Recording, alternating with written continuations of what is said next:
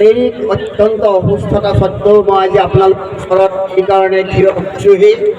যে মই অন্তঃকৰণেৰে বিশ্বাস কৰোঁ যে আমার যে আগর পেনশন ব্যবস্থা बयबो मिथिगौ आजिखालि जे सरकारि कर्मचारिफोरनि जि रिटायार्ड मोननायनि उनाव मोनसे पेन्सन सिस्टेम होबोदोंमोन सरकारा गोदो गोदायनिफ्रायनो नाथाय 2004निफ्राय बेखौ बन्द खालामनानै मोनसे पेन्सननि गोदान सिस्टेम बानायदों जायखौ बुंदों निउ पेन्सन माने एनपिएस निउ पेन्सन सिस्टेम दा जेराव जों नुदों जे एनपिएसनि साख्रि मावनाय जायफोर रिटायार्ड जालांबाय गोबाव बोसोर साख्रि मावनानै बिसिनि जि मोननाय रिटायार्डनि उनाव जि पेन्सन मोननाय खूब खम सासे मानसिनि लाइफखौ फेमिलिखौ दैदेननो हाया सोरबाबा मोनदों 500 सोरबाबा मोनदों 1000 1500 2000 तो बेबायदि मोनसे पेन्सनजों सासे मानसिनि लाइफआ रिटायार्डनि उनाव खुनु बदि मोनसे सिकिउरिटि जाया बिनि थाखायनो जों बयबो गावबा गाव सासे साख्रियाल व्यक्ति हिसाबै जायफोरनाखि एनपिएस साख्रिनि आन्दाराव गोग्लैयो जोङो दिनैहाय सरकारनिसिम जोङो दाबि खालामनो फैदों जे एनपिएस जि मोनसे पलिसिखौ पेन्सननि पलिसिखौ बोखारनानै अपिएस अल पेन्सन सिस्टेम बेखौ लाबोफिननांगौ শিক্ষক যথেষ্ট আন্দোলন কৰি আমাৰ 2013ত প্ৰভিঞ্চিয়েলাইজড হৈছে হৈ কেনে আচলতে আমাৰ যেনেকুৱাকৈ দৰমহা হ'ব লাগে তেনেকুৱাকৈ আজিলৈ আমি পোৱা নাই যিবিলাক প্ৰিফাৰেঞ্চ দিব লাগে সেইবিলাক প্ৰিফাৰেঞ্চ আমি পোৱা নাই আজিৰ দিনত চাওক যিবিলাক শিক্ষকৰ 6 মাহ এবছৰ 1.5 বছৰ আছিলে সিহঁতে আজি পেঞ্চন পাইছে সিহঁতে মানে তেনেকুৱাকৈ পইচা পোৱা নাই সিহঁতে চলিব পৰা নাই গতিকে আমি বহুত আন্দোলন কৰিছোঁ আৰু আন্দোলন কৰি আহিছোঁ আজি আকৌ আমাৰ এখন আন্দোলন আছে আমি আমাৰ চিফ মিনিষ্টাৰক কৈছোঁ যে আপুনি এইটো আমাৰ নিয়মিত কৰক খালি আমাৰ শিক্ষক নহয় অল যিবিলাক এনপিএছ আছিলে সবখিনি অপিএছ কৰিব লাগে এইখিনি কৰি আমাৰ যিটো অসমৰ যিটো সমস্যা এইটো ডাঙৰ এটা সমস্যা আজি চাওক এজন শিক্ষকে আজি কান্দিছে আমি অহাৰ সময়ত তাৰ চাকৰি মাত্ৰ 6 মাহ কৰিছে কৰাৰ পিছত আৰু তাৰ চাকৰি নাই এতিয়া দৰমহা নাপায় পেঞ্চন একো নাপায় কেনেকৈ পৰিয়ালটো নিৰ্বাহ কৰিব গতিকে আমি আজি এইটো আন্দোলন কৰিছোঁ আমাৰ আন্দোলনটো আমাৰ চিফ মিনিষ্টাৰ ছাৰে মানি ল'ব লাগে যদি মানি নলয় আমি ইয়াতকৈ আৰু বেছিকৈ আমি আন্দোলন চলাই যাম গণ আন্দোলন আমি চলাই যাম চাওক আজি এই বন্ধৰ দিনত আচলতে আজি অফিচিয়েলি বন্ধ আমাৰ এই 8 তাৰিখ কিন্তু আমি সমবেত হৈছোঁ চৰকাৰে আমাৰ ইমান দিনে দাবী জনাই আহিছোঁ তাৰপিছত আমাৰ লগত আলোচনাও বহিলে আজি 3 বছৰ আগত কিন্তু আলোচনাৰ যিটো আমাৰ যিটো মাইনুটছ আছিল মাইনুটছত এনপিএছৰ কথা একো প্ৰতিফলিত নহ'ল তাৰ কাৰণে আমি বিভিন্ন ধৰণে বিভিন্ন কাৰ্যসূচী চলাই থকা হ'ল আমি ডিচিৰ দ্বাৰাই আমি স্মাৰকপত্ৰ দিলোঁ প্ৰধানমন্ত্ৰীলৈও স্মাৰকপত্ৰ দিলোঁ যে এনপিএছটো বাতিল কৰক কাৰণ এনপিএছটো হৈছে এটা মাৰ্কেটৰ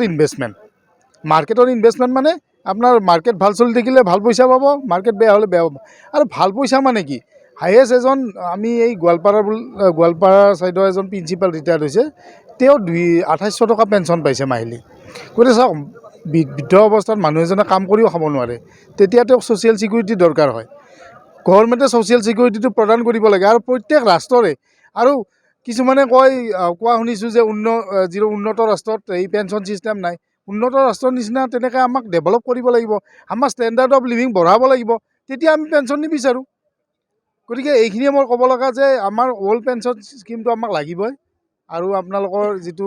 নিউ পেঞ্চন ছিষ্টেম লাগু হৈ আছে সেইটো বাতিল কৰক আৰু সকলো কৰ্মচাৰীকে বৃদ্ধ অৱস্থাত তেওঁলোকৰ যিটো কামৰ তেওঁলোকৰ প্ৰতি যিটো তেওঁলোকে ইমান দিনে তেওঁলোকে কাম কৰিলে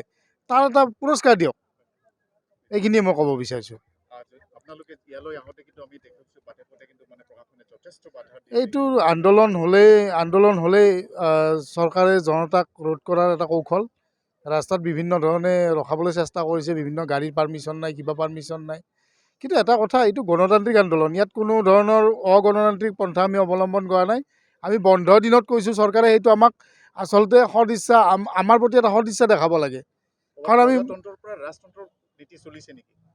নাই ৰাজতন্ত্ৰৰ নীতি নহয় এতিয়া চাওক চৰকাৰৰ কিছুমান বাধ্যবাধকতা আছে কিন্তু চৰকাৰক আমি এটাই কথাতে আমি লাগি আছোঁ যে চৰকাৰে আলোচনা যিকোনো সমস্যাৰে পৃথিৱীত এনেকুৱা সমস্যা নাই ভূমিকম্পৰ সমস্যাৰ বাদে বাকী সকলো সমস্যা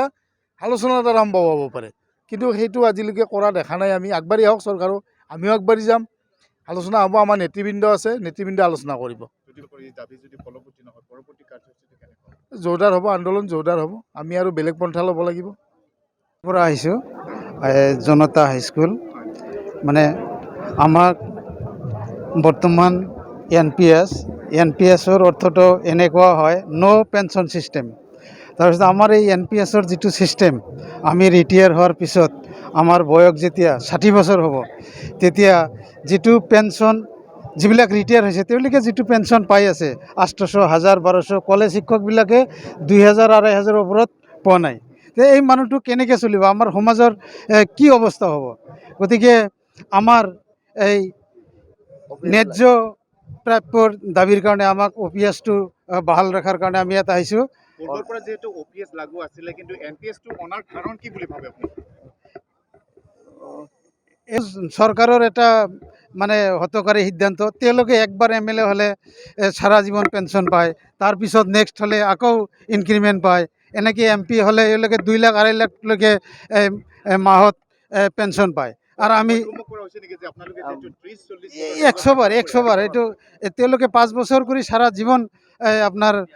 পেঞ্চন পায়, আৰু আমি এটা মানুহ 60 বছৰ কাম কৰাৰ পিছতো আমাৰ পেঞ্চন ব্যৱস্থা নাই। গতিকে আমি সেই আমাৰ উচিত প্ৰাপ্যৰ কাৰণে আমি ইয়াত সময় পৰৱৰ্তী পৰ্যায়ত যদি আপোনালোকৰ যি দাবী, সেই দাবী যদি পূৰণ নকৰে কেনেকৈ? আমি ইয়াতকৈ আৰু মানে আগন্তুক ইয়াতকৈ আৰু ডাঙৰ বৃহত্তৰ মানে গণতান্ত্ৰিকভাৱে আন্দোলন কৰিবলৈ প্ৰচেষ্টা ল'ম।